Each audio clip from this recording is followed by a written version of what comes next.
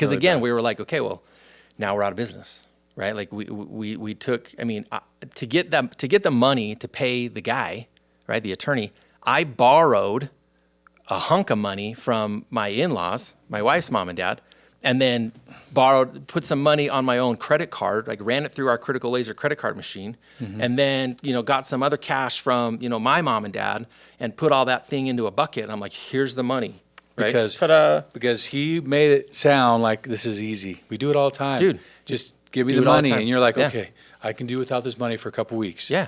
And then 100%. Yes. And you learn that lesson. That is a battle scar that you learned, that I've learned. Yeah. And now next time some guy comes to you with a deal that's too good to be true. It is. It is. It always is. Right. Yeah.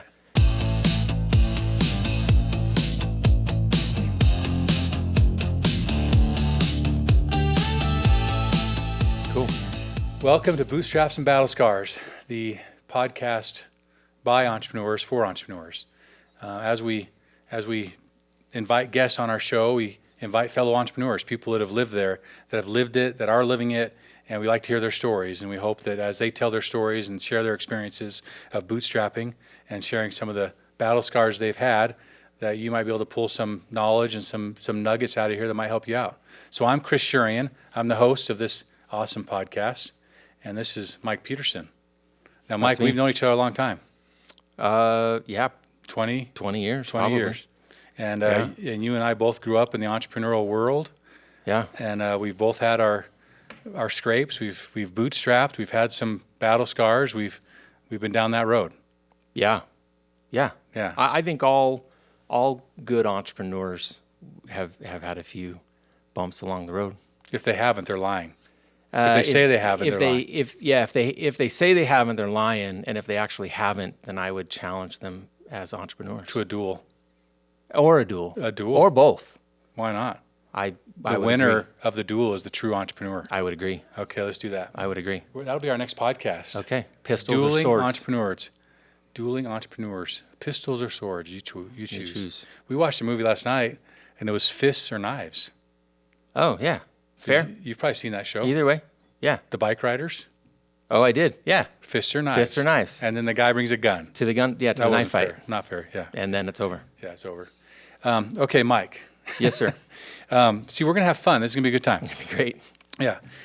Okay, so I want first for you to tell me a little bit about your upbringing, like where you're from, how you grew up, how many kids in your family, talk a little about your parents, and then that'll transition us into your first kind of entrepreneurial, exercise. Because I think it seems like everyone I talk to who's been an entrepreneur, who did a thing, there's always something early on that started off, like I mowed lawns, I washed windows, just whatever that thing is. So start us off with a little bit of story, and then I'm probably going to interrupt a couple times because I like details, and we're going to back it up and move forward. So tell me a little bit about who you are, where you're from, all that good stuff. So the way back machine, I was born here in Provo. We lived in Springville. My dad was one of the owners of a small furniture manufacturing company called Wright's Manufacturing, and it was based here in Springville. In Springville, Utah. Yeah. Right, well, what would be Ironton then? Right. On the Ironton Hill. Yeah, okay, gotcha. And we lived here, so I was born in 80. The 80s recession rolled in around 87, 88, and by 89, that company was gone. Do you remember that company? I do. Yeah, I remember going to the wood shop where my dad worked. Funny the things that you remember, but the smell, sawdust, right? Sawdust and stain. Yeah. So I remember my dad always came home smelling like sawdust and stain. Yeah. But once that company went bankrupt, they went bankrupt. So my parents declared bankruptcy. Okay. We moved to Arizona, to Gilbert, where my dad got a job at a large furniture manufacturing plant, a sub-company of Sealy. Okay. And my mom decided that she didn't like the bankruptcy thing, and she wasn't stoked on my dad being the only breadwinner, so she went back to college. So my mom enrolled at ASU, finished her bachelor's degree in English, I think minoring in history. Yeah. And then How many kids at the time? So we had 4 kids when we moved from Springville to Arizona. Yeah. Then we had one more, my youngest sister, while we were in So Arizona. 5 kids. So 5 kids. Your I got dad's 5 working brothers the and job. sisters. Your Yeah. mom goes back to school. Yeah, I'm second. So my oldest sister, then me, then I've got 2 brothers, and then one more sister. Okay. So we get to Arizona. Mom goes back to school. She gets, one of her professors is like, hey, you'd be great at law school. And so, and a shoe-in at ASU where she was going to school. So she put an application at ASU and one at BYU. And ASU said, nah, we don't really think so. And BYU said, heck yeah. So BYU Law School. BYU Law School. This is in the 90s now. So this is 91. Okay. Yeah, 91, 92. Uh-huh. So we packed up all 5 kids and moved back to Utah. So your dad quit his job? My dad quit his job. And said, we're going back. Going back Your to mom's Utah. going to law school. Mom went to law school. Wow. So she had all 5 kids and started law school. Wow. Here at BYU. Dad got a job working as like a waterbed sales guy at Crown Furniture in Salt Lake. And they were like, Waterbeds. yeah. So he had This 5 is kids. nice. Yeah, this is the 90s. We're It's the doing 90s. Yeah, waterbeds. waterbeds. Yeah. Yeah. So 5 kids, wife's in law school, and he's selling like commission only waterbeds at Crown Furniture in Salt Lake. And then he's got to get another job because we're broke. So he gets a job running equipment at a laser cutting company called Critical Laser in May of 1992. No And, kidding? I didn't know this. Yeah. So my dad started working nights At Critical Laser. Critical Laser. And then Because he knew how to operate woodworking, machinery. Yeah. CNC yeah, he'd worked machines. with, lathes and mills Yeah. and So instead of cutting planer metal or wood, machines. he's cutting metal. Yeah, so this Okay. new thing, like Critical Laser was the second laser shop in the state of Utah. And his cousin's husband, I think is the genealogy of that, was one of the owners. Okay. And so he got a job working nights. Then they really liked him. He could make more money working days and nights with all the OT at the laser shop. So he quit the furniture gig. Oh, and they worked hired him full time, full-time and he's doing 2 shifts. at the laser shop. Gotcha. Yeah. So I was about 11, 12 when that happened. And then I would work, nights and weekends with my dad when there was stuff for, little grunt kids to do. Yeah. So I would sweep the floor and clean bathrooms and Cool. do whatever little And your kids mom's can still do around the doing law metal shop. school? Mom still got, 3 years of law school to go. Yeah. So we lived in Provo for a year and then relocated to Pleasant Grove. And so that was, 6th grade, we moved here. And then 7th grade, I moved to Pleasant Grove. And I've been in Pleasant Grove ever since. And you grew up working. I grew up working at the laser shop. Yeah. I took summers off when I was in high school and from the laser shop sort of part-time. And I worked as a lifeguard at the swimming pool in Pleasant Grove. Best job ever. Lifeguard. Way better than my job Right. now. Lifeguard. Lifeguard. Yeah. High school age lifeguard. Yeah. Best job ever. That's best job ever. Yeah, best job ever. In fact, if you could rank your jobs like on your LinkedIn profile, Yeah. I'd hashtag Number one. Number one job. Yeah, best job ever. But of course, you probably didn't have that cool beard back in No. the day when you were a No, no, lifeguard. no. That would have No, been no. pretty sweet. Yeah, clean shaven. Yeah. You're like 16, 17. Yeah. Lifeguard. Yeah, Just lifeguard have at the to swimming pool. sit there with your sunglasses Yeah, on. perpetual tan. Yeah. Just enjoying the day. Yeah. Yeah, best job ever. Then we've been in Pleasant Grove ever since. So I met my wife Ashley in 7th grade, Mr. Hernishen's science class. Really? Pleasant Grove Junior High School. Wow. And you've been together how long now? How long have you been married? We never dated until after I got home from my Latter-day Saint mission. Okay. So, and then I got home in 01. We got married in 02. So we're coming up on You're kind of a young buck. 24 years married this July. Nice. And how many kids do you have? We have 5 as 5 well. kids. You're on that So I have path. 2 boys. One's 22, one's 19. My only daughter is 17. Wow. And then I've got a 15-year-old boy and a 13 turning 14-year-old boy. See, I remember when we used to spend a little time together. All your guys were little guys. Yeah. Playing Little League football, Little League baseball. Yeah. Now they're growing up. Yeah. Right? Now That's they're weird all, how that happens. Yeah. Now they're all big. And your beard used to be not so gray. Yeah. It had more color than it does now. I mean, they're real grays out here, and I keep it real short. yeah. And then I think I'm going to go gray. I'm patch thinking that down I'm the going to have a middle. little gray show up eventually. Yeah. Just go with it, man. Yeah. I Just think go I'm with going it. to roll with it. I'm not going to try and Just go with it. change it. It's fine. Yeah. Don't dye it. It'll look funny. Yeah. Okay. Just leave it going. Yeah, and then we still live in Pleasant Grove. So we built a house 10 years ago, about 2 blocks from the house I grew up in. Yeah. And I think I remember when you were building your house. Yep. Yeah. And then my mom and dad moved into the same neighborhood, and my brother and his wife and family moved into the same neighborhood. Wow. And so we're all kind of in the same little And your mom pocket. has graduated and is an attorney. Yeah, mom graduated from BYU Law, went to work for a Pleasant Grove law firm, and was handling all of the legal work for the city of Pleasant Grove. And then they decided to get their own full-time City attorney. And she applied and got that job, and she's been the city attorney since 96 or 97. Does that get you out of tickets? Speeding tickets? Parking tickets? It got me out of a few scrapes here and there. Yeah. Good. Yeah. It got me out of a Interesting. couple. Yeah. Okay, It good to worked. know. It worked in my favor through my teenage years of angst. Yeah. It happens. Okay. Yeah. Good. I did get one ticket. I shouldn't admit to, no, we're past the statute of limitations. I was Probably. doing 65 and a 25. Oof. And the officer wrote me for failure to signal because I did not use my blinker when I rounded the corner. Going at 65 an and a excess 25. of speed. So there may have been some I got influence. the failure to signal ticket. But so he had to give you something. You had to give me something. And Yeah. that's what he gave me. Didn't use your signal. Failure Okay. signal. Yeah, that worked out pretty good for Only you. ticket in high school. Really? Okay. Not the only time you were speeding though. Allegedly. Yeah. Allegedly, it was the only time I'm currently not speeding. Yeah. That there's record of. The evidence to prove. Yeah. Mm-hmm. Okay. Yeah. What was your first entrepreneurial,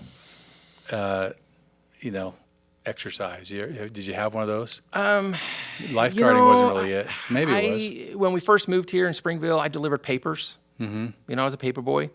Always looking for a way to earn a little bit of my own money. Mm-hmm. So, yeah, paper boy, and then I could earn, decent money going to work with my dad.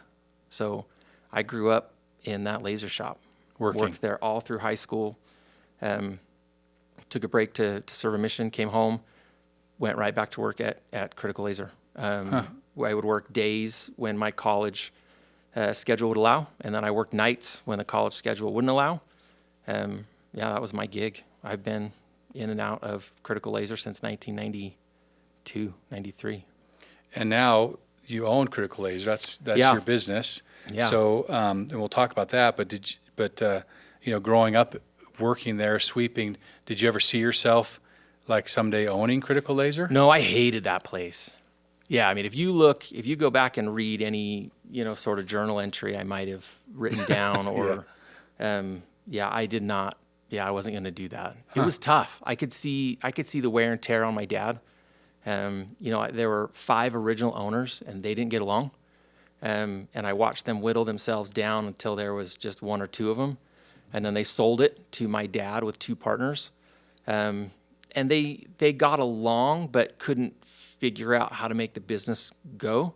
I think there's a lot of entrepreneurs that want to be entrepreneurs until it's time to do entrepreneur stuff.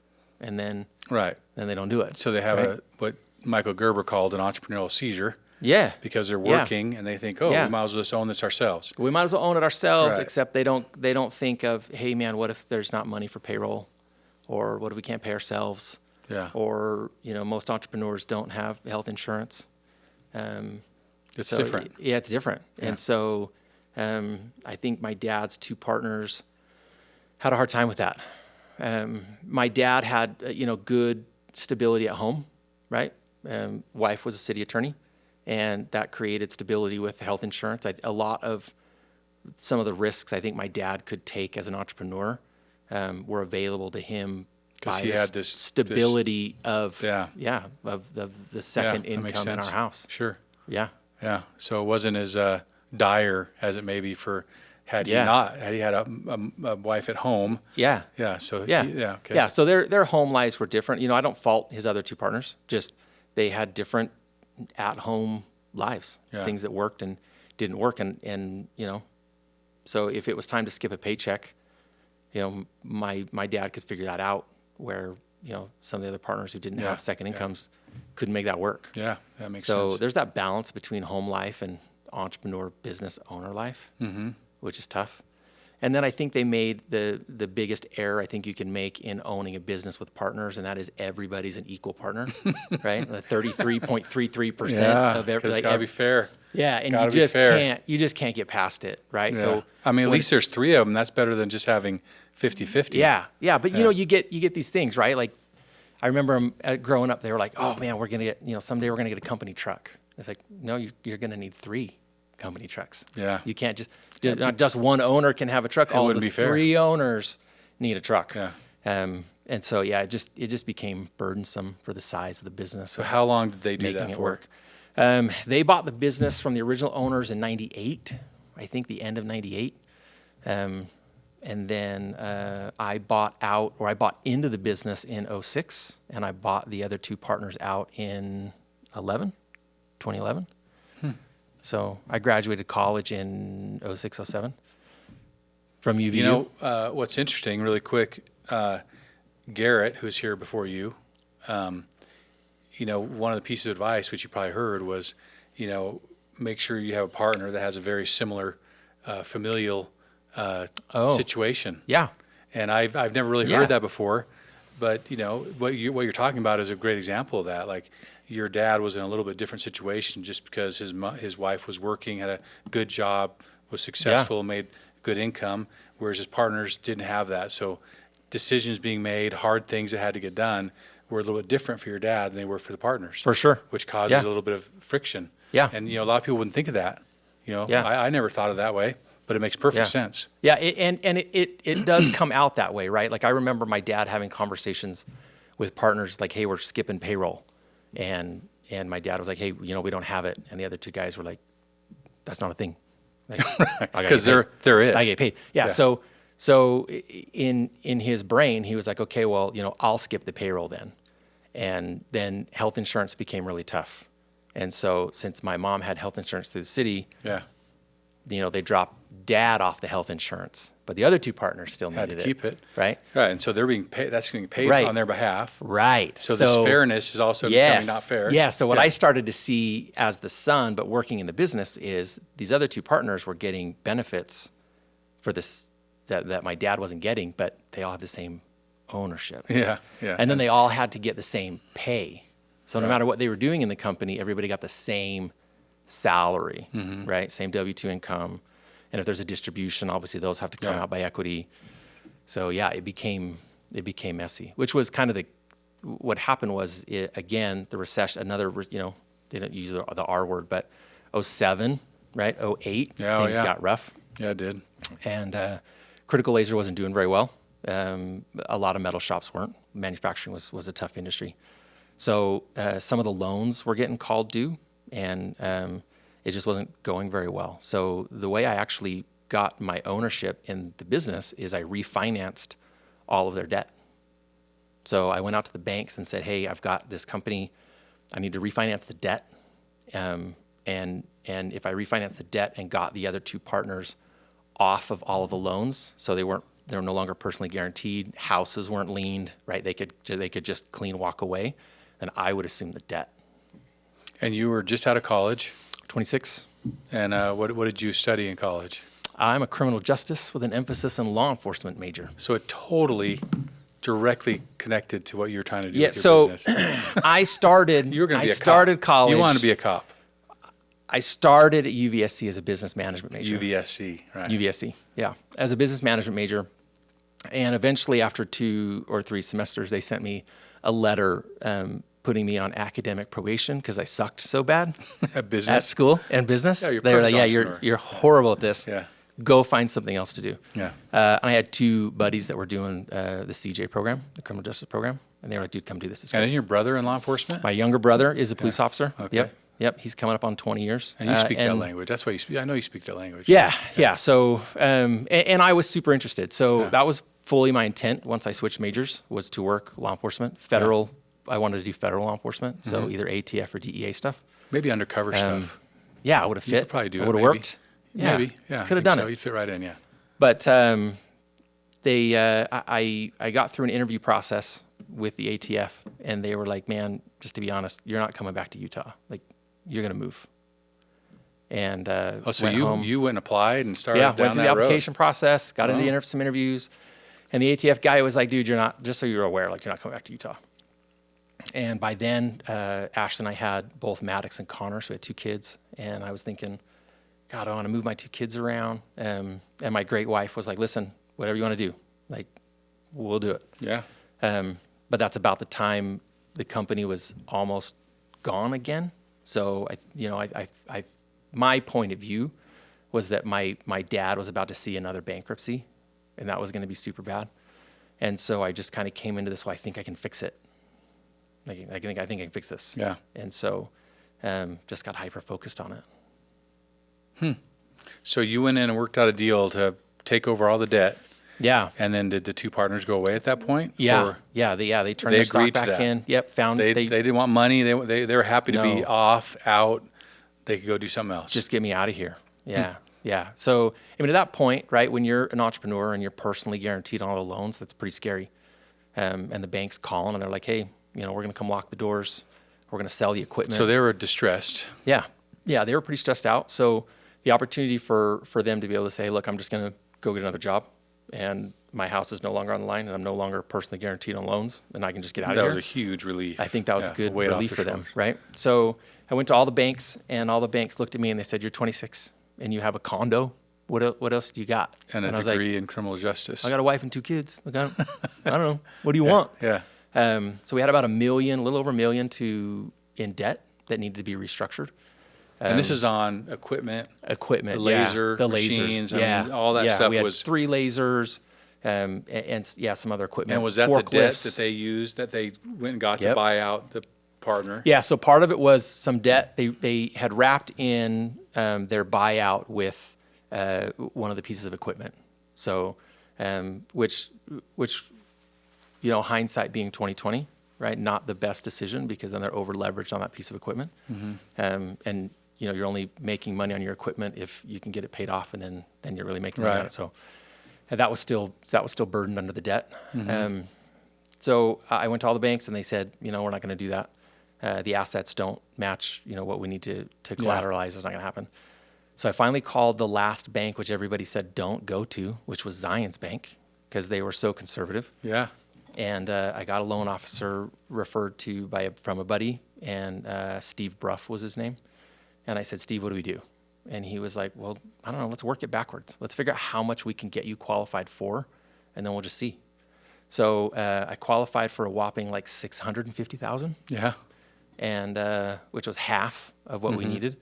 And I took that, pre-qualification letter and got all of our creditors on the phone, like Wells Fargo Bank, American Express, anybody we owed money to that was sending us letters. That was on that list of I got to pay you. I got them all onto one conference call, and I said, I've got $650,000.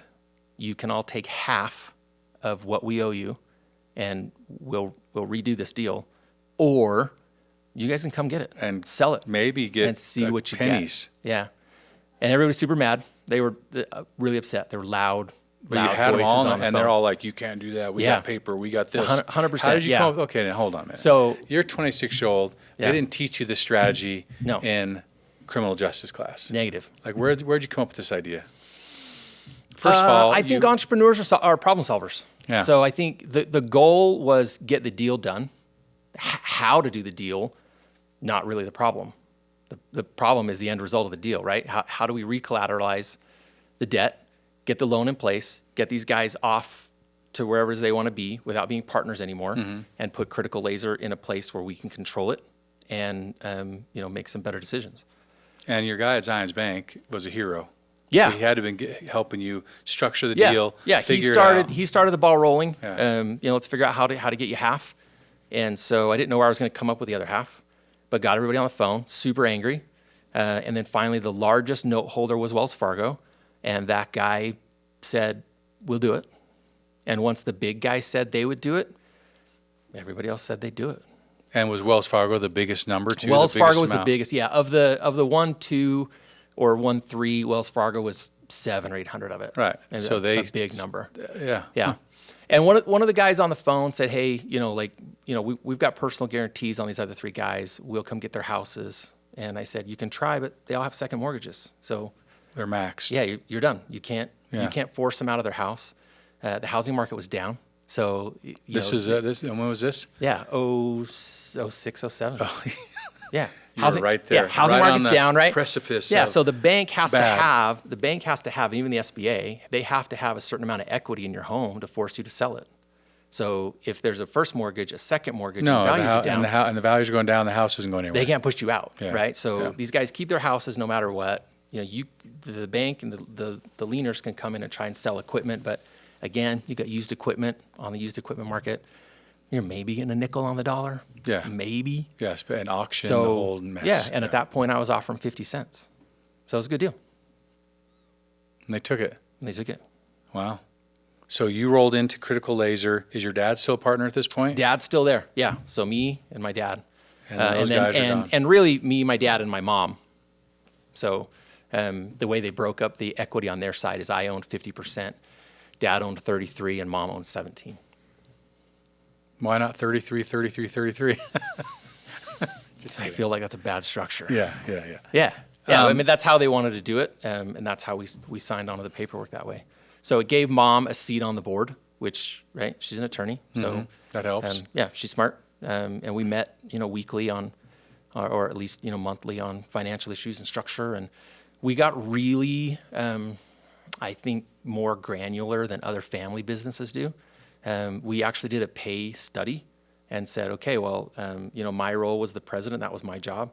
My dad's role was like vice president of, production or whatever. Because that's where he belonged. Yeah, was out in the shop. he was great at it. He knew all that. And he liked that. Like, that was great for him. He wanted to schedule. He wanted to run machines. He wanted to work. Like, that's what he wanted to do. He really didn't want to sit up front in front of the computer and talk to the bank on the phone. Yeah. So, but we did a payroll study, and W-2 income, I made more money because that was your job. Yeah, and that was your my place. job. Yeah. So we kind of we got really granular in opposite of where he had been before in his partnerships, and said, look, Mike does this job, and this job pays this much money, and Mark does this job, and it pays that much money. And then when distributions come out, they come out the way they come out. Yeah. Yeah. And always had good paperwork and understanding of what our partnership was and how it works. Really tried hard to be separatists between work and home. Yeah. So, that's tricky. At work. And you lived in the same neighborhood. I live in the same neighborhood. Yeah. So at work, I call him Mark. And at dad, I call him home. Or at home, I call him dad. Yeah. And at church, I call him Bishop. So and he's the bishop. Yeah. So we're in the same ward. This is good. Yeah. So, we had to be, draw some pretty clear lines of what we talked about and where we talked about it. Yeah. In addition, I've got 4 brothers and sisters, so there's 5, siblings in my family, and you talk about, I'm working there, and is that really fair, and who's making how much, and your siblings have something to say. They want to chime in and make sure that. And did they chime in? Yeah. Like, did they know the structure you got? Because the agreement you had with your dad and your mom, it worked. You guys decided, let's do this. Yep. And you were good. But then when the siblings found out what's going on, and you're the president, dad's still working the shop, what's going on? There were lots of questions. Yeah. And I think it was hard. I think if you're not in a family business, or you're looking at it from the outside, you would think, hey, a generational business is gifted, or, they say passed down. And I bought my equity, right? I had to take out a loan. You earned it. Yeah, so I had to take out a loan on my little condo. I could get $40,000 in equity out of my condo. Yeah. So I got a second loan on my, second mortgage on my condo, and I brought that cash to the table, and I signed on to all the loans, and personally guaranteed them. And then when we bought our other house, we did a line of credit on that house, and we didn't. I would say the gift I got from my parents as an entrepreneur was they gave me a lot of leash to run and figure out how to do it, like how to be an entrepreneur.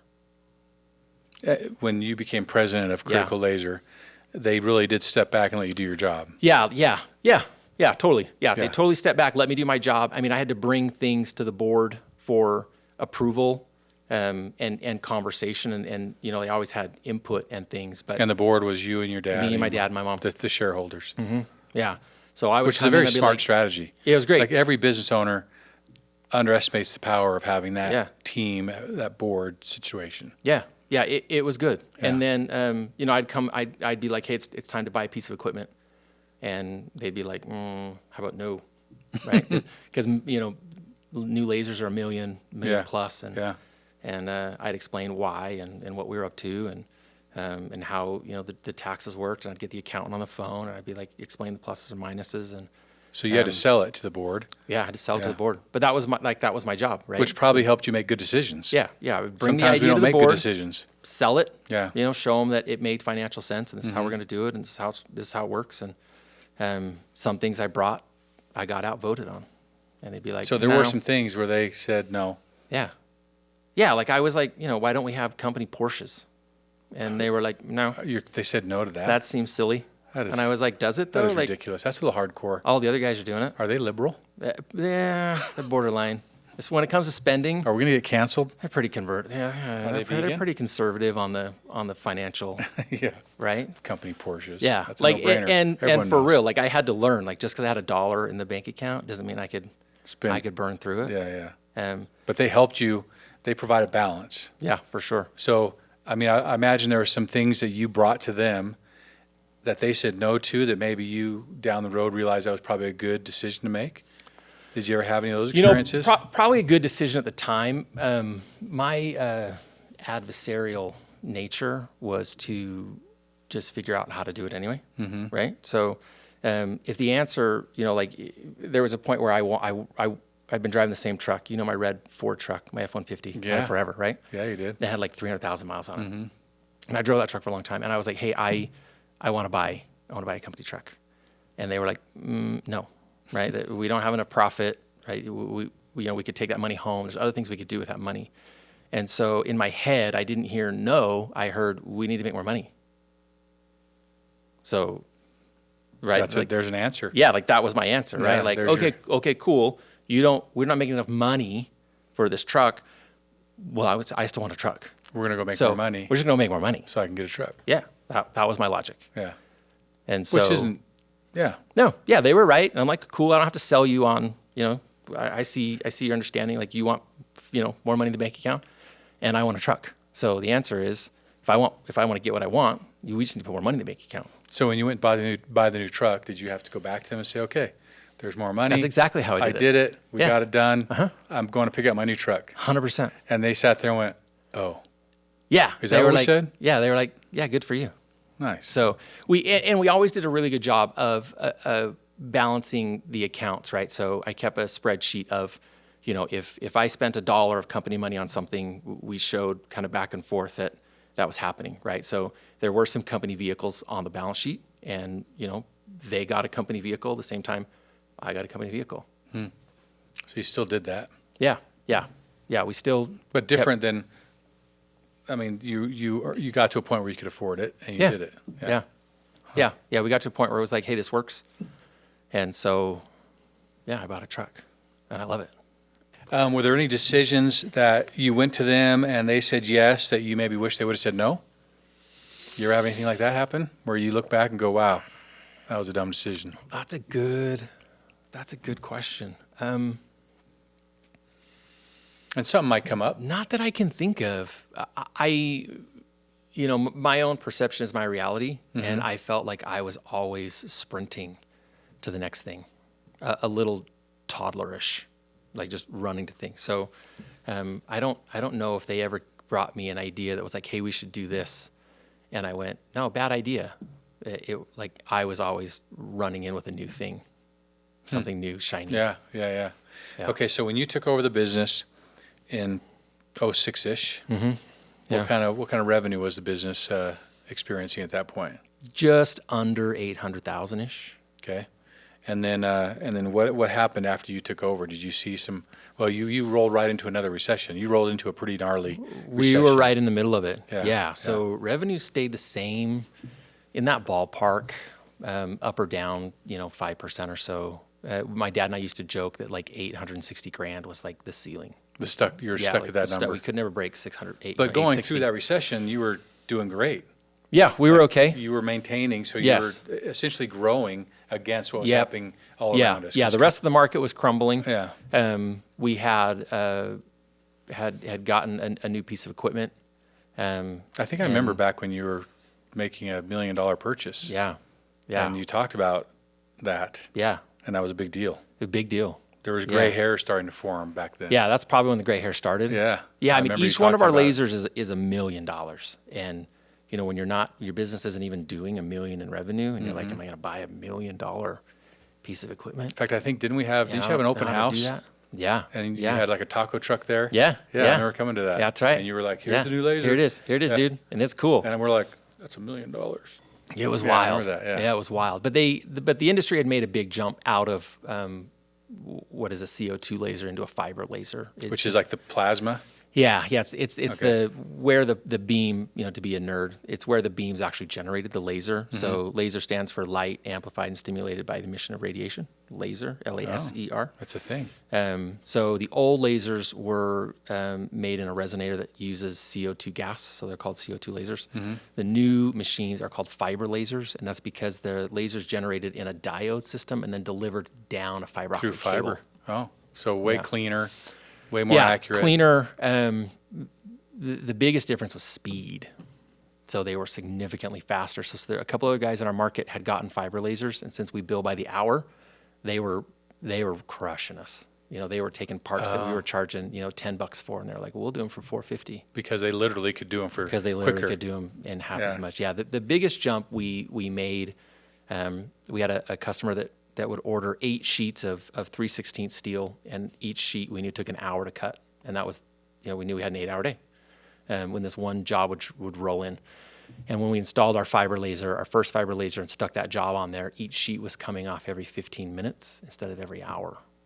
No kidding. Yeah. That's significant. Yeah. And it changed a lot of stuff for our shop. We had, when I grew up running lasers, I also cleaned my own parts and, unloaded the laser and loaded the laser because my laser was running for an hour or a few hours at a time. Mm-hmm. My laser operators now have to have other guys helping them because that machine is coming, sheets are off every 15, 20 minutes. Right, so they don't have, in the old days, you'd load it, you have time to get ready for the next one, and then here we go. I'd load the laser, I could, and then I'd unload it. I had an hour, right? So I could unload it, I could count on my parts, I could sand them or grind them or clean them. Yeah, but when they're just spitting out the parts. Yeah, but now they're churning out parts so quick. We have to have a whole different support staff to handle, the volume that comes off the machine. So it changed the staffing of our shop quite a bit.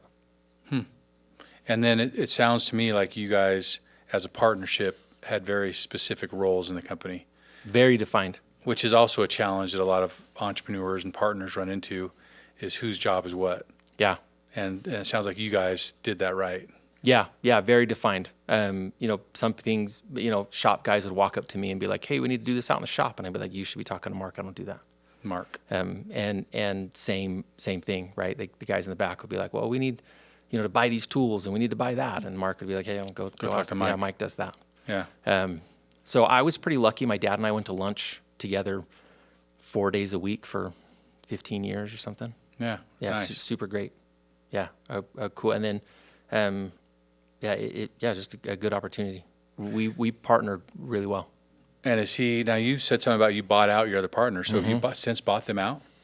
Yeah. So my dad wanted to retire this last year. Mm-hmm. And so we had a buyout agreement, and he got to retire. That was in place a long time ago? Yeah. We'd been talking about it for 3 or 4 years. Mm-hmm. So, and same thing, super formal. Like we went to an accountant, we got a valuation on the business.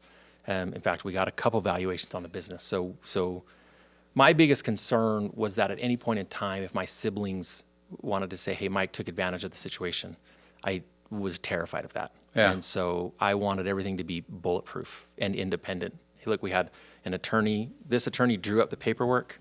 This CPA did the value. That they together structured the deal, presented it to mom and dad, and me. We wiggled those numbers around a little bit. There's some things in there. They wanted to keep a vehicle for X amount of years.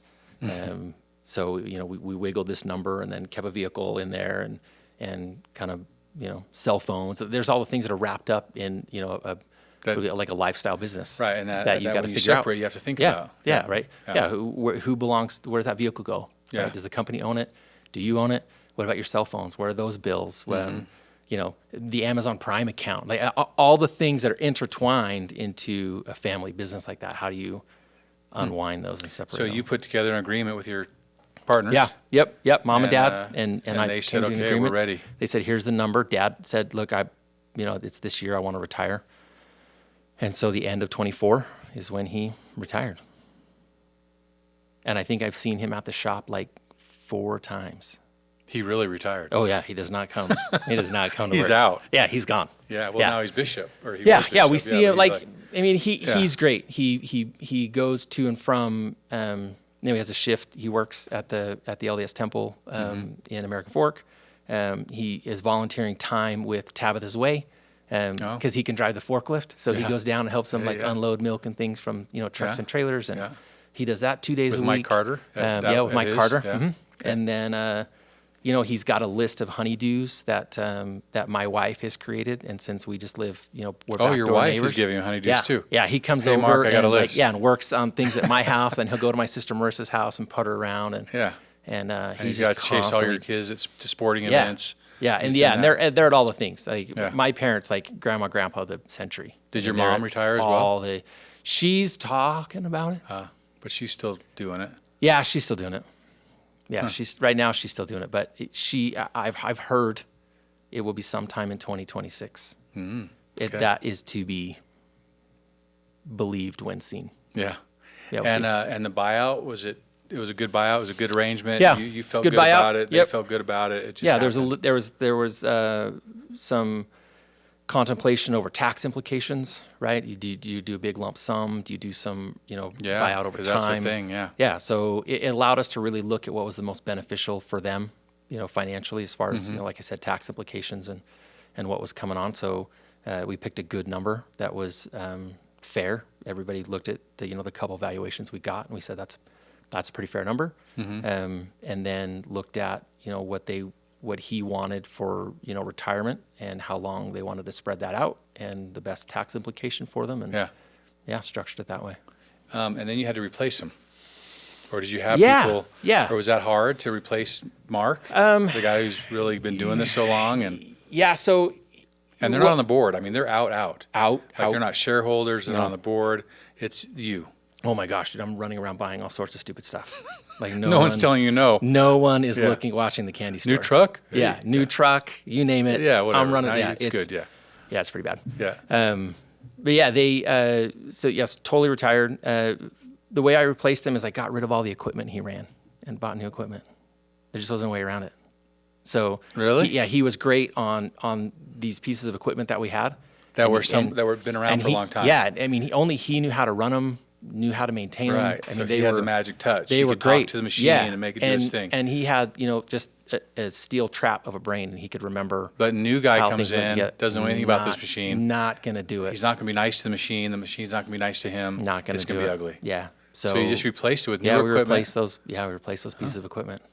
So, and I think that's happening a lot in this generation with equipment becoming more automated, and more computerized. And in fact, I went on I was out at Mitsubishi in their factory, and they had this Mitsubishi, Mitsubishi car? So Mitsubishi Mitsubishi makes lasers and electronics. Oh, okay, gotcha. So we were out looking at some of their new lasers and their new press brake equipment. And they had this laser resonator in this like a glass case. And they're like, this was one of our first resonators. It was, went on an HB. And I was like, oh yeah, man, we have one of those. And he was like in a case like us? I'm like, no, man, we have it. Like it runs. And they were Really? shocked. Because Mark was Mark's the laser. Mark's the only one who knew how to run it. And they thought that was like, you are still using this. Yeah. I mean, it was, they were stunned. And I was like, yeah, man, we still cover That's like that driving machine. an old F-150. Oh, like an F-100. F-100. I mean, way back. Way back. Yeah, but he was just great at that mechanical, function of the equipment, and so he could maintain it, run it, and there's just no way to pass that down. So I think a lot of our equipment in manufacturing we're losing some of that generational journeyman status, for sure. Well, yeah. I mean, you think about it, they're just not going to learn the old stuff. Like, my son is welding, and he's just like, I mean, even the stuff I learned to weld on or with when in high school, they're doing stuff that's like, I'm like, what? Yeah. I mean, the equipment they use now is just so different. It's significantly more advanced. Yeah. And in the welding world, they have laser welders now. Yeah. Yeah. Their company And just you got one. almost don't have to be trained. No, I see them just do the thing. Yeah. Yeah. There's Yeah. no more bead stick welding. Yeah. You don't need to, hold a pattern. The gun does it for you. If you can look in the book and look up the heat, the thickness, the type of material, Yeah. you dial your little machine in and pull the trigger, Yeah. and that gun will It's weld crazy, it. huh? It's wild. So critical laser you've been involved in for 20 years. Yeah. Yeah, a long Now time. we're 2026, yeah. Mm-hmm. And then you're also got involved not too long ago in another business. Yeah. And I don't know too much about it. I know what you guys do, but tell me about that idea. Because critical laser, you just cut stuff out of We're a job shop. steel. Yeah, so someone that's how comes we to got you- to you, right? Like you needed something laser cut for Yeah. your construction company. You came to Critical Laser, we cut you your part. Yeah, so that's right. Customers for us are like Lifetime Products, Mighty Light, any of the Utah-based manufacturers that needed a component part cut Fry to their baskets larger for a big things. restaurant. Fry baskets for restaurants, signage, trophies. trade shows, trophies, Yeah, you guys plaques, do all kinds of cool stuff. race medals, you name So it. anything in steel, you guys can just cut that stuff out. Whether Yeah. aluminum, metal, all the Tons of stainless, it. everything. Okay. Yeah, and the old lasers would do plastic. So we would do acrylic, paper, wood, cardboard, rubber, gasket materials. Oh, you could. Yeah, on the still do older that? machine, no. No. No, the new machines have phased that out. And you do some fabricating too, don't you? Yep. We do some welding. We've got big press brakes set up that do the forming. So the lasers cut everything flat, and then the press brakes will turn it into shapes from Yeah. there. I mean, you built a few things for me in my own house. Yep. We built an Yeah. island out of Yeah. steel Yeah. with the wood cabinets in between Yep. in it. Yep. We Lots built of that some kind of handrail, stuff. yeah. Handrail. You name it. If it's Yeah. steel, it probably started somewhere on a laser or a Yeah. plasma table of some kind. Yeah. But the laser is so much cleaner. Way cleaner, Yeah. faster, which makes it cheaper. Yeah. More precise. So right? plasma is a good point of entry for a shop that just Yeah. needs to cut something once in a while. Yeah, I mean, if you're cutting a square bracket with 4 holes, Yeah. you can use a plasma cutter. Yeah. Our lasers are repeatable up to 5/1000ths of an inch. So if you say this bracket is 4 inches by 4 inches and you want holes in these 3 spots, and those holes need to be 1/4 inch plus Yeah. or minus 5 thou, Yeah. that's a laser job. And I can say I need 1,000 of them. You can say you need 2 of them or 20,000 and of them. cut them. It's going to cut them the And same. they'll stack up, be perfect. Yeah, within 5 that's thou. cool. Yeah.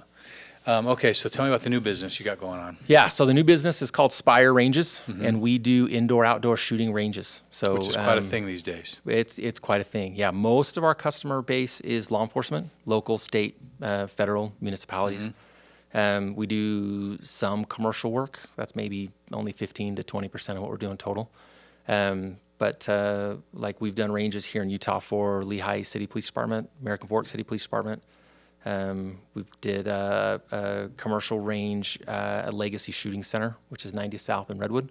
That And has this is our all equipment indoor in it. stuff? That's all indoor stuff. Yeah. So if you can imagine our company, if you give us a box, we can put all the range equipment in it. So that's all your target systems that go up and down the tracks and rails, the baffle system on the ceiling that keeps the bullet from going out the roof, Yeah. all your tactical or ballistic wall panels, keeping it in the walls, the bullet trap where the bullet stops at the back, either steel trap or rubber trap, all the stall walls, dividers, the electronics that go in the screens. Yeah, the whole thing. We do it all. You give us a box, we'll put a shooting range in it. Yeah. So Do you do residential stuff? yeah, we do some Private? residential houses. We do maybe 6 or 7 of those every year. But the bulk is law enforcement, military.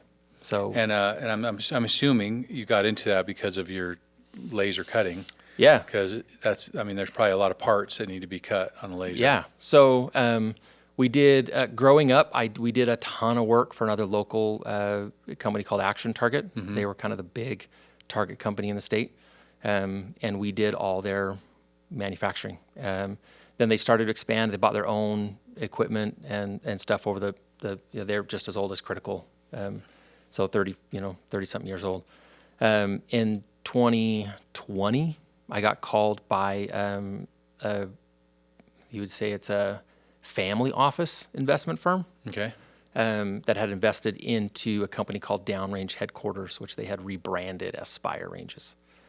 And they came to me and said, hey, I knew them previously in another business they were involved in. And they said, hey, we need some help on the manufacturing side of this. And it's we need a new CEO. And I said, well, I own the business I'm at. So Yeah. I'm not going to leave a business I own and go Yeah. work for somebody. So that doesn't really work. And I'm going to want more equity than you're willing to give up. And they said, you'd be surprised. So it sounds like they had already invested in this opportunity. Yeah. It wasn't quite going the way they'd hoped. Yeah. So they're looking for someone to come in here and fix it. yeah, they needed it fixed. So I came in as CEO at Spire in March of 2020. So like right as COVID had shut down the world, right? Yeah. So that I was was pretty married wild. in March of 2020. Yeah, it was a wild ride. Yeah. We had to get letters at the time because we had work on some military installations and federal law enforcement installations back east in Baltimore. And so we had to get letters to fly into certain states. If you remember, there was a time where you couldn't fly out of COVID hotspots, and Salt Lake was one of them. Oh, my goodness. So you couldn't fly Yeah. from Salt Lake to Boston or Salt Lake to Baltimore. And so we had letters from, we had to get connecting flights to Las Vegas or LA.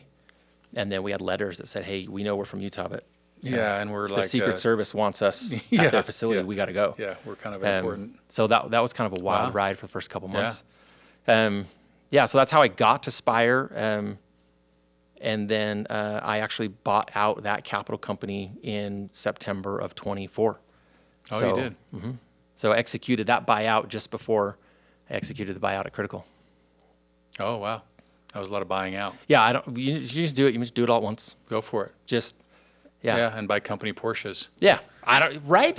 Why wouldn't you have I'm probably surprised you don't have one. logoed company Porsches? Yeah, especially for it. Um, And so now they were two separate locations. Have you combined them? No, Still they're two still separate. locations. Yeah. We have been in our same building at Critical Laser since it started. Yeah. Our lease rate there is ridiculous. I mean, it's an absurd lease rate. Our landlord has taken super great care of us over the years. We couldn't buy, it would be financially irresponsible to buy a building and undertake Based a on mortgage what you're paying based on what right we now. pay in rent. Yeah. It was just too much. Yeah. We did make a move out of the building that the capital company owned, Spire, into a separate building in Springville. But interestingly enough, this is an entrepreneurial thing. Most of my team at Spire Ranges, they live in South Utah County. And most of my team at Critical Laser has lived in North Utah County. So if I've joked with my team, hey, we're going to put everything in one building, and everybody is mutiny. Because the guys from the north don't want to drive south. No, and the guys south don't want to drive north. Right. And so right now I'm the only guy driving. I start my That's morning why, about... that's another reason why I need a company Porsche. I would get there I'm faster. driving. I'd get there faster. So how do you run the two companies? Are you splitting your time? Do you have someone over here with Critical? Yeah. What are you doing? Yeah, How does that I work? split my time. So I live in Pleasant Grove. The closest office to me is Critical Laser in Linden. Yeah. So I get there in the morning. I roll into work around 6:30, and I work there till about 11:30, noon, 1, depending on the day. Then I transition to Springville, and I'm there till 6:30-ish at night. Every day you do that? That's every day. Every day I'm in town. Yeah. If I'm not out of town at a trade show or, a range that we're looking at or Yeah. something we're working on. Yeah. Entrepreneurs work real hours. They do? Yeah. I thought they just, make all the money and don't do any work. Isn't that how it No. They works? work real hours. I can't tell you how many times someone's walked in my office over the years and like, hey, man, I need to double my income. And I'm like, cool, dude. It's super simple. Work twice as many hours. Yeah. That, right? Yeah. So that's my day. I enjoy the challenge of doing what I do. Yeah. I mean, there's hard days in there that you're like, this is not the best job in the world. But there's a cool intrinsic reward to, finding resolution to the problems that come up as the entrepreneur. And they can come up from anywhere, as simple as hey man, people aren't, somebody at Critical told me the other day we paid double our garbage can rate because we put too much stuff in the garbage can. I mean, and that's right. And that's the type of stuff that lands on my desk sometimes. And I'm Important. okay. Important stuff. Yeah. Yeah. Okay. Too much stuff in the garbage can. They're like, yeah. So they charged us an extra $300 because the can was over full. Oh, brother. Like, okay. All right. Yeah. all right, if it's not over $2,000, don't talk to me about it. Right? Like, I don't have time yeah, for like this. I'm too busy. Okay, so so you understand what bootstrapping means. for sure. I mean, you fresh out of college somehow convinced a bank to help you buy this deal out, and you start off with debt. You start off with debt, Yeah. and you just went for it. Yeah, had to get a home equity loan on my little condo. Yeah.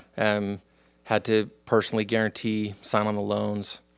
Yeah, out the gate. And I haven't changed that model. We don't have a capital company behind us. We're not financially backed by anybody but traditional lending. Yeah. If you're going to go buy a piece of equipment, We buy it. Buy a piece of equipment. Okay, so the podcast is called Bootstraps Battle Scars. Obviously, we've talked about bootstrapping, but share with me a couple of your favorite battle scars. And I think, Oh, man. we're all going to have these ups and downs in our careers, right? We're going to have lows, we're going to have highs, but I've always felt that if you can learn something from that bad day, Yeah. that it's not a bad day. It's just a temporary setback, and you keep moving forward. So share with me some battle scar that you think, man, here's this lesson I learned, and this is this thing that happened, and this is where it took me. Ooh, I've got a lot of those. Yeah. Right. I mean, I wasn't a business major, and I wasn't, I wasn't raised in I wouldn't say a business savvy household, but my dad was a working guy. And so, man, some of the battle scars, man, we had a ton. Well, how did you of learn to become a business guy? I just ran around getting scarred.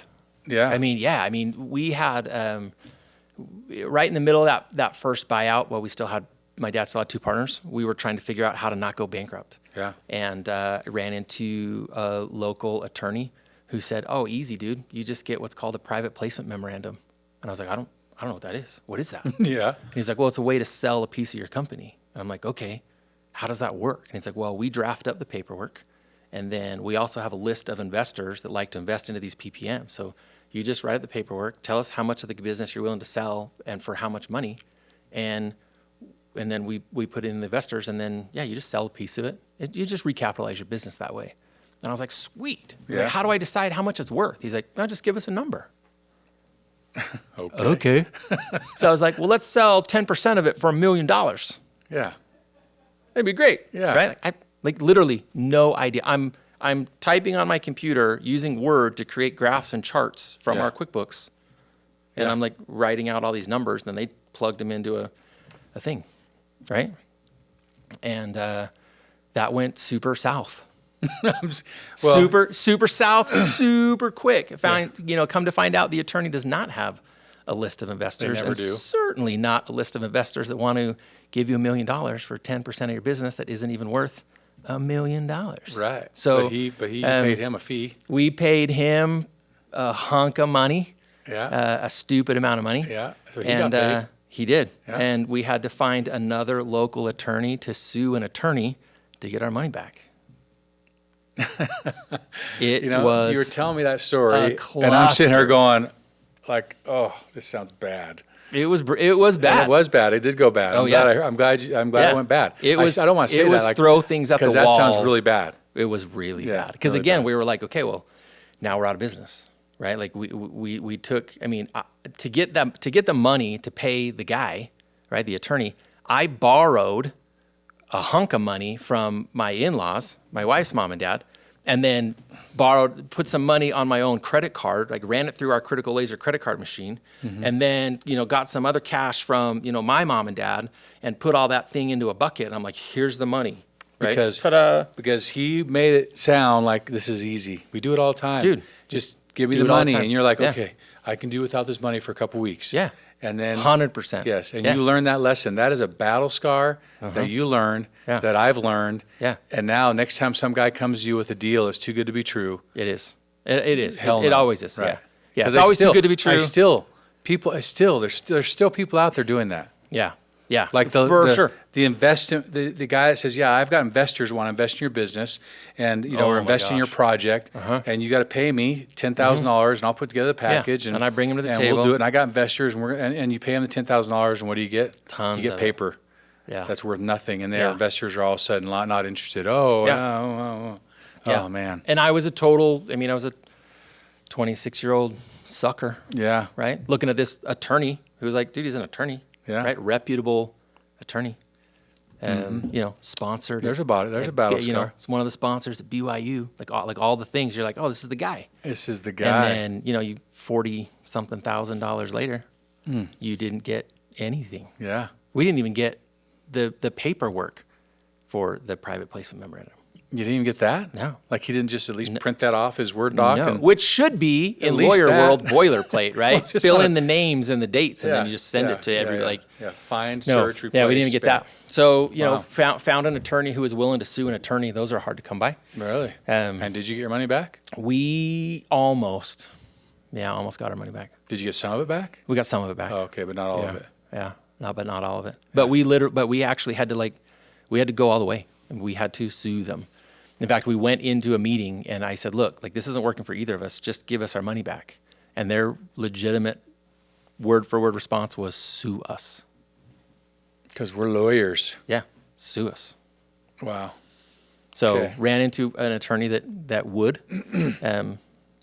and they took and they were awesome. They took it on contingency. Oh, they said, did? hey, if we don't get paid, if you don't get paid, we won't get paid. Because they also we don't think like your case is super strong. Yeah, they were these mad. bad Yeah, actors. the lawyer Like, looked bad. Can that, So they're they didn't like that either. They're going to go after them. So they did a great job for us. So who was your good guy attorney that went Our after good guy was Wayne Bennett. Wayne Bennett. Yeah, he's an attorney out of Salt Lake. And who was the bad guy? I think he's We'll talk about that offline. Yeah, that'd be a no-no. Yeah, but just if you ever get a call from an attorney that says, we just write up PPM. I got investors that want that's to put not a money thing, in. dude. It's That's not going not to a happen. thing. It's not It's going to not a happen. thing. Yeah, that's good. Yeah. Okay. Remember I told you about these chairs? Yeah, the 45-minute chair. Yeah. Is your butt numb? No, I got my feet. I got long legs, so my feet are down. I'm pretty good. You're okay. Okay. I'm pretty good. Well, my butt is getting numb. 100%. So I got a couple questions. Hit me. Okay, you're sitting across the table from the young Mike Petersen. Maybe it's that young kid out of college who's trying to work this loan deal, and he's sitting here saying, "What do I do? Give me some advice. What would you tell him?" Now, invest in Google, right? That's Sure. but not that. Sure. Right, but Sure. what are you going to tell that young Mike Petersen to give him some encouragement, to give him some sort of motivation, or do you tell him to get out? Like, what are you going to tell that young Mike Petersen? I think there's a lot of good business books and things that are like, Simon Sinek has that start with why, right? And I don't know if I could define my start with why, but I think, my goal has always been, it's not really about the how, it's about the where you get in the destination.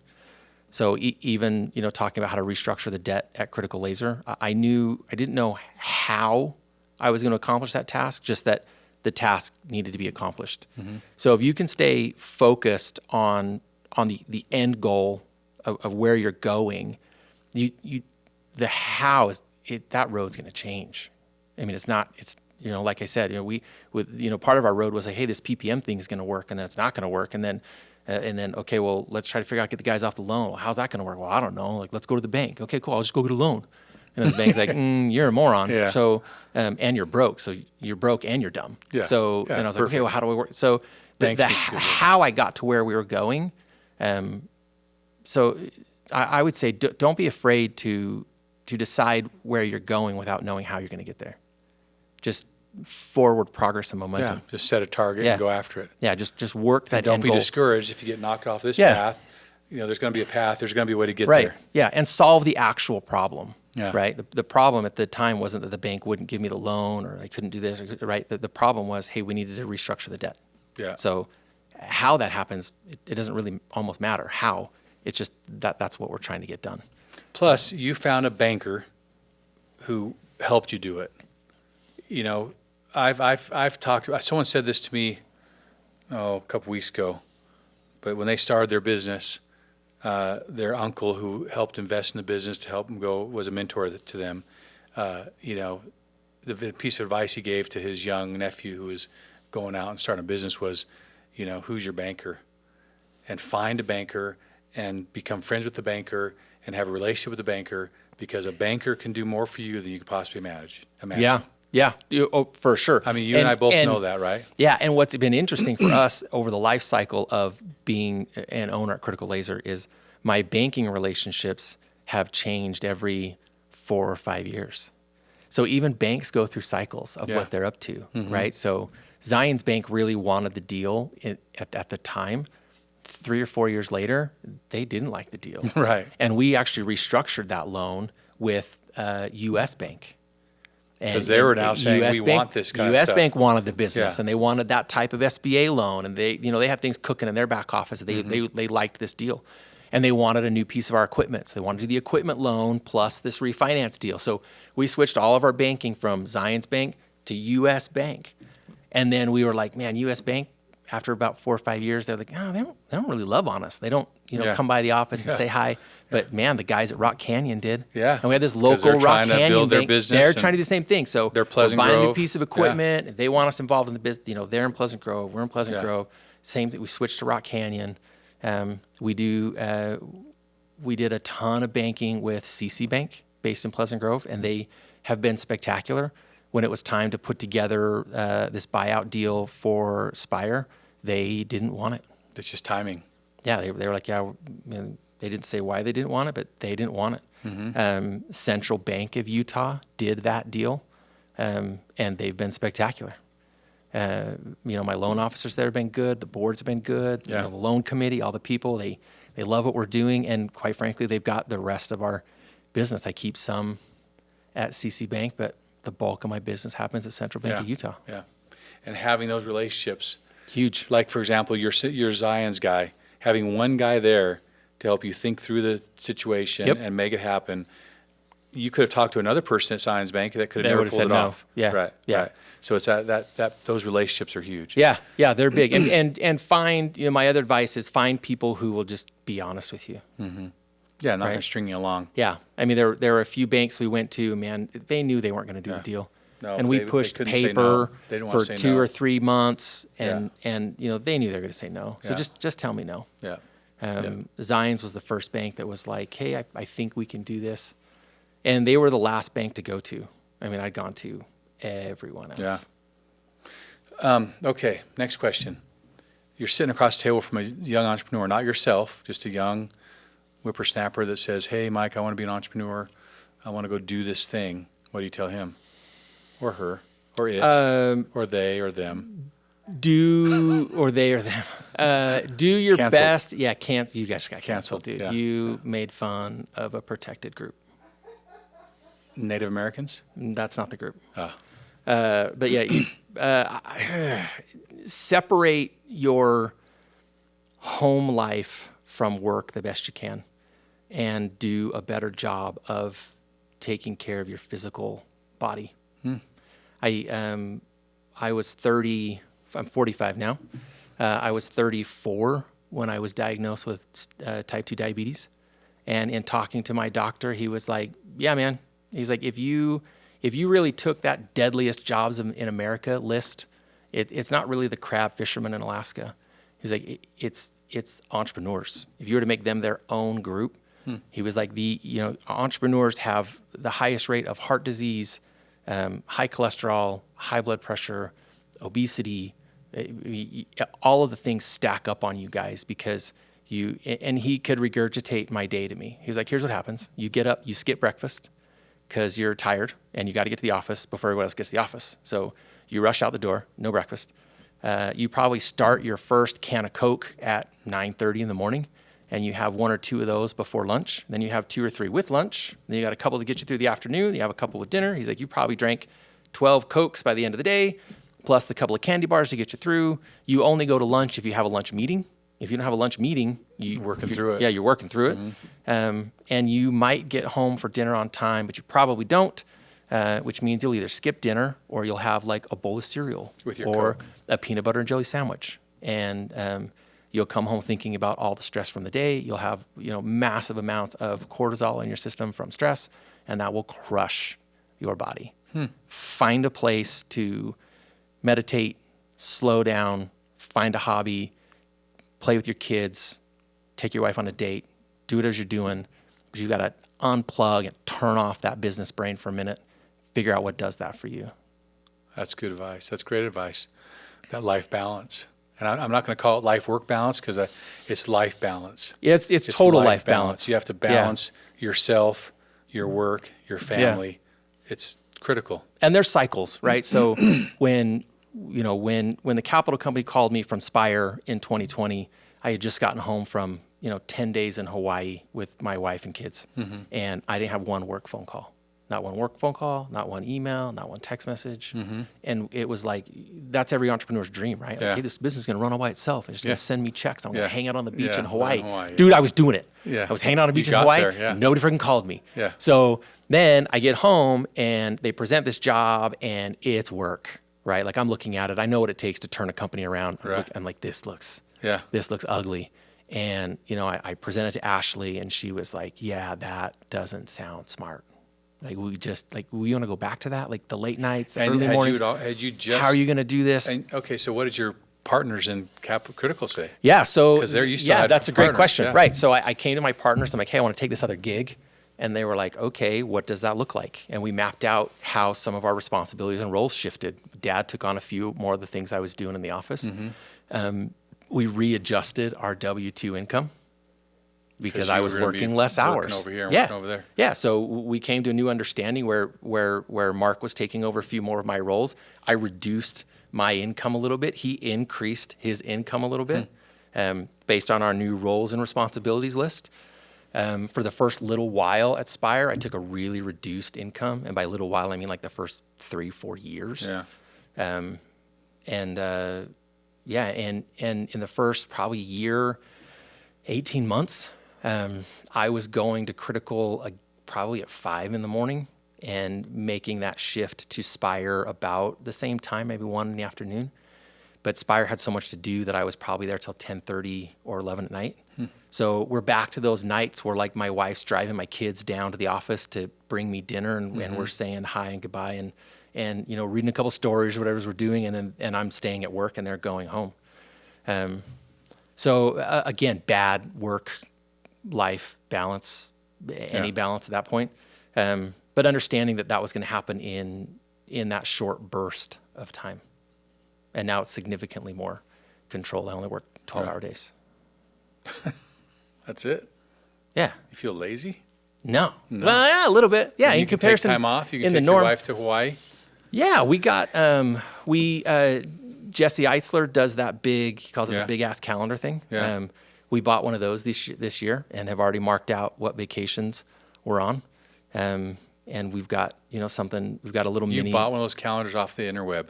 Yeah. The interweb gypsies got you. 100%. They said, you need this calendar in your life. Well, yes, so here's the thing. I was at an entrepreneurs organization event and Eisler was there presenting and talked about his big calendar thing. You go. And he got you live. There was like a discount code. He got you live. He totally sold me on it. Yeah. But it is a cool concept, the way the calendar's laid out. Following him on social media. Yeah, he's great. Yeah, he's great. But we planned it out. Every 6 weeks, we've got a little 4-day weekend or something. Nice. And then where it's just Ashley and I.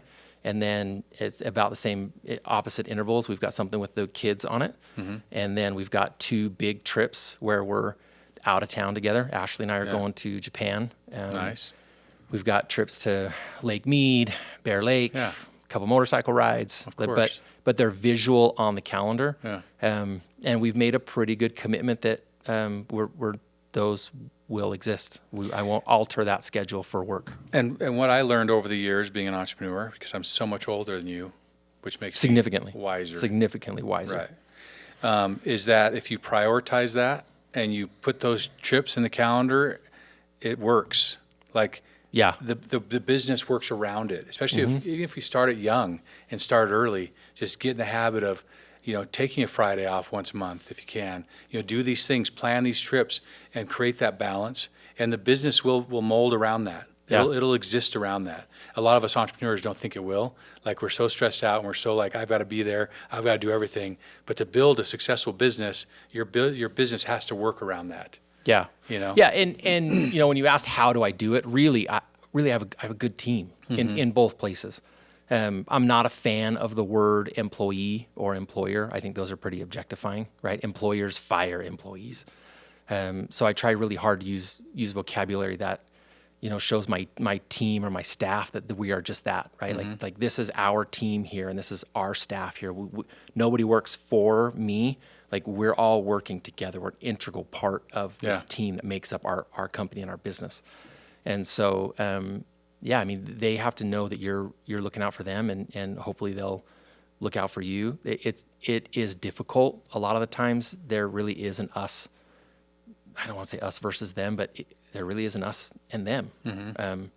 There's the team that work, and especially for me, right? Like I have a team that works full time at Critical Laser, and I'm not there full time, right? Every afternoon, I'm not there, right? And my Spire Ranges team doesn't see me in the morning, right? So they function as a team before I get there, and you just have to empower them to make certain decisions that you have to realize you don't need to do. They can do them. They can do them. You trust them to do them. They do a good job at them. So, what allows me to do what I do isn't that I'm willing to work, 20-hour days. It's that the team that works with me allows me to work 12s. Yeah. And that's just great advice for anyone in the business that's trying to figure it out is that life balance. You have to prioritize it. The sooner you start it, the easier it is. It's just a thing that happened, right? Yeah. Okay. Last question. Okay. So knowing all that you know, from the beginning till now, would you do it over again? Yeah. I mean, there are some great things where I would say, like, every entrepreneur goes, wouldn't it be nice to just have a job? Sometimes. Right? And there are days where, it'd be really nice to just have a job. Mm-hmm. And, punch in at 8 and punch out at 5 and be like, this is what I'm on your doing. way. Yeah. But my brain, in fact, my mom and I were talking after Sunday dinner, and I said, I don't think I do, what fills my soul. This isn't like my soul's ambition. And she was like, I disagree. I think you like the challenge. And there's a deep part of you that enjoys some personal success, having solved things that maybe other people haven't solved, and also some personal success in solving things by yourself without having them solved by somebody else. And she's right? Yeah. Like, she's right. I thrive on, there's that saying, like, there's good wartime presidents and good peacetime presidents. Yeah. They're different. It's a different they're mindset, different, right? Yeah. I'm a wartime president. I like the chaos. That's a great turning a company around and figuring it out. I dig it. Yeah, I dig it. So for all the private equity guys that are having struggles with one of their investments, Mike's at a point almost where he can take on a third challenge. I've got another 6 hours in the day. Yeah, I'm only working 12s. Right. I could work 18s. Yeah, you could. Why not? Yeah, not a problem. Yeah. Okay. Well, Mike, it's been fun. Thanks, man. And like I said, we've known each other a long time, and some of these stories were new to me. But I do remember those days when you were, buying that $1 million machine, and it was stressful. But that was tough. And that was how long ago? Well, we bought that one in 07. 07. Our first big one was in 07, and then we bought another one in 18, and we bought another one in 22. And you look back at it now and go, wow, I can't believe I stressed out over that. Yeah. What a great decision. Now we're just doing it. Yeah, now you're just doing it. Yeah, so good job. Yeah, you've been successful. Jumps. Thank you. And I appreciate the conversation. Thank you. So hopefully all 14 of our listeners. Again, great. We'll make it, dude. I've got 5 brothers and sisters, 22 nieces and nephews. No kidding. We'll pump this thing out, dude. Are we going to get up into the big 3-0 maybe? Yeah, dude. We're going to get 30. Okay, let's do it. We're going to get 30. Awesome. Thanks, We Mike. got it. Thanks, brother. Appreciate it.